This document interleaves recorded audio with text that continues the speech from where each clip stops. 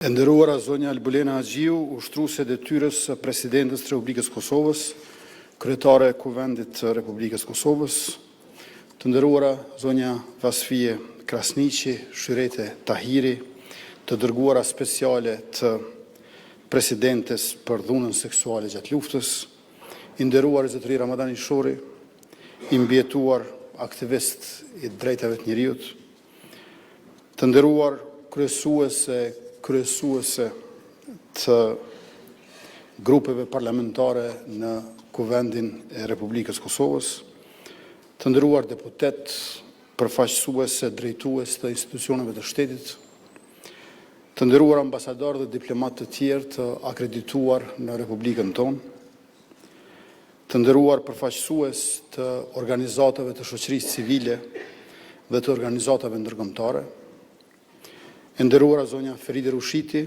drejtore ekzekutive e Qendrës Kosovare për rehabilitimin e të mbjetuarve të torturës, të dashurat të mbjetuara dhe të mbjetuar të dhunës seksuale gjatë luftës, zonja dhe zotërit nderuar të praneshëm, në ditën memoriale të mbjetuarve të dhunës seksuale gjatë luftës së fundit në Kosovë, nderojmë çdo grua dhe burr, vajzë, djalë, fëmijë që përjetoi dhe mbjetoi këtë krim të rënd dhe çnjerëzor, këtë armë lufte të përdorur sistematikisht nga forcat okupuese të Serbisë.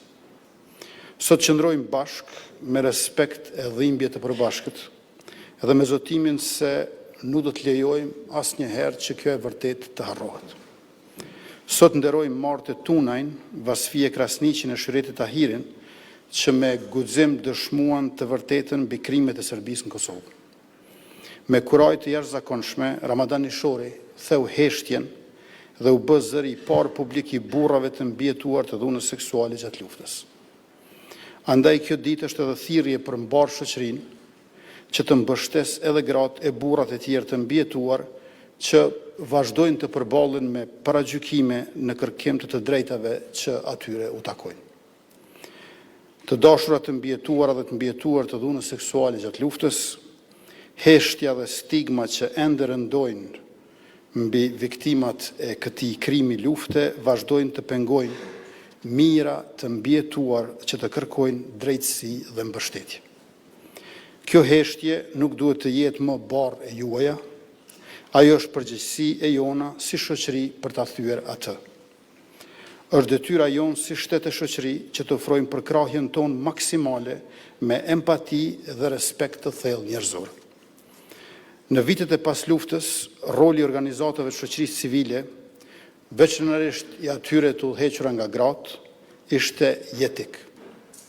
Përveç ofrimit të përkrahjes ndaj të mbjetuarve, organizatët e grave janë edhe partnerët e institucioneve dhe vazhdojnë të kontribuojnë edhe në hartimin e politikave që avancojnë drejtësinë tranzicionale e që reflektojnë realitetet dhe nevojat e të mbjetuarve.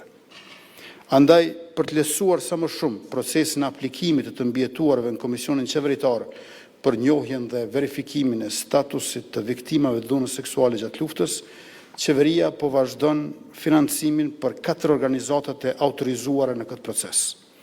Qendrën Kosovare për rehabilitimin e të mbjetuarve të torturës, Qendrën për promovimin e të drejtave të grave në Drenas, Medika Gjakova dhe Medika Kosova.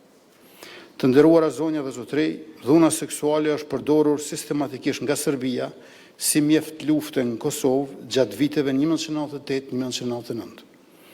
Pas 23 vitesh pandëshkueshmëri, në korrekt të vitit 2021, u shënua një hap drejt drejtësisë me dënimin e parë të kriminalit të luftës Zoran Vukotić për dhunën seksuale ndaj një gruaje shqiptare në Vushtrri.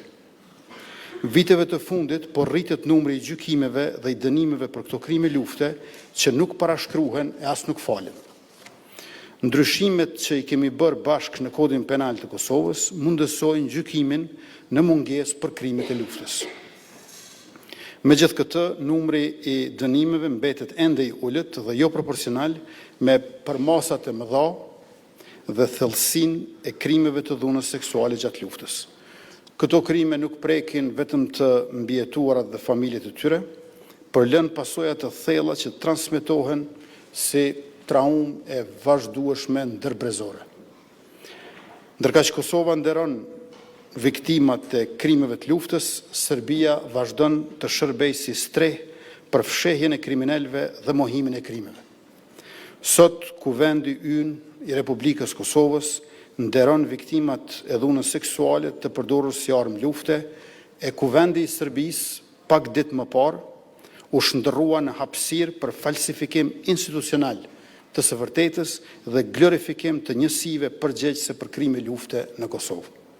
Atje u organizua ekspozita për njësitë e ushtrisë jugoslave dhe Ministrinë e Punëve të Brendshme të Serbisë, komandantët më të lartë të cilave janë dënuar për krime kundër njerëzimit në Kosovë gjatë vitit 1999, duke mos u distancuar nga e kaluara e saj kriminale.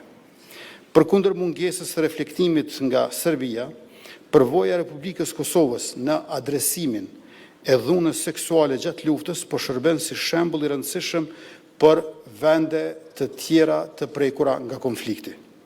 Në veçanti, bashkëpunimi dhe shkëmbimi i përvojave me Ukrainën dëshmon se praktikat tona po kontribojnë në mbështetjen dhe fuqizimin e të mbijetuarve edhe përtej kufive tonë. Nga dhimbja e popullit tonë, po lind një forcë që ndihmon edhe popujt e tjerë.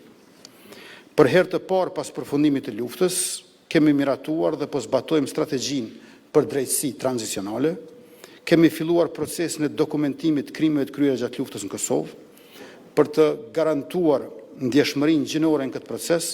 Në Institutin e Krimeve të kryera gjatë luftës në Kosovë, në fillim të procesit ishte angazhuar edhe zonja Shyretit Tahiri, që sot është këtu me neve. Me ne sot në sallë është dhe zonja Vasfije Krasniqi, ish deputete në Kuvendin e Kosovës, madje një ndër gratë më të votuara. Këto janë dëshmi të rritjes së mbështetjes shoqërore dhe institucionale. Megjithatë, është thelbësore që kjo mbështetje të mos mbetet simbolike apo e përqendruar, por të zgjerohet dhe të arrijë te çdo e mbijetuar dhe imbjetuar në çdo cep të Kosovës, duke siguruar qasje të barabartë në drejtësi e në shërbime. Qeveria e Kosovës në vazhdimsi angazhohet për mbështetje të vazhdueshme për të gjitha kategoritë e dalura nga lufta jonë çlirimtare. Me këtë qëllim, nga muaji janari vitit 2025, kemi ngritur edhe pensionet e përcaktuara me ligjin për kategoritë e luftës, përfshirë viktimat e dhunës seksuale të luftës. Bashkarisht, po forcojmë përpjekjet tona për të përkrahur të mbijetuarat e të mbijetuarit. Këtë rrugë do të vazhdojmë, sepse duhet të vazhdojmë së bashku me përkushtimin e palëkundur për drejtësi. Të nderuar të pranishëm, këto ditë është rikujtim se nuk do të lejojmë kur që dhembja, vuajtja dhe sakrifica e të mbjetuarve dhe të mbjetuarve të shpërfillet. Në këtë ditë kujtojmë edhe ata që nuk janë më mes nesh, viktimat të kësaj arme të egër lufte, kujtimi të cilëve na obligon të kërkojmë drejtësi pa u ndalur. Si shtetë e shoqëri, ne po ecim përpara, teksa punojmë për ballafaqimin me të kaluarën, me angazhimin tonë të përbashkët për të ndërtuar një shoqëri më të ndjeshme, më të vetëdijshme, më të përgjegjshme, duke ndëruar kujtimin e secilës viktimë dhe sakrificën e mbar popullit tonë. Kosova jonë është shtet i së drejtës dhe i drejtësisë, dhe atë po e përparojmë çdo ditë bashkë, me dashuri të madhe e me besim të plotë në të ardhmen tonë si Republikë Demokratike Evropiane, si shtet ligjor e zhvillimor që i bën bashkë barazin me solidaritet, por edhe jetesën e gjithë secilës me dinjitet.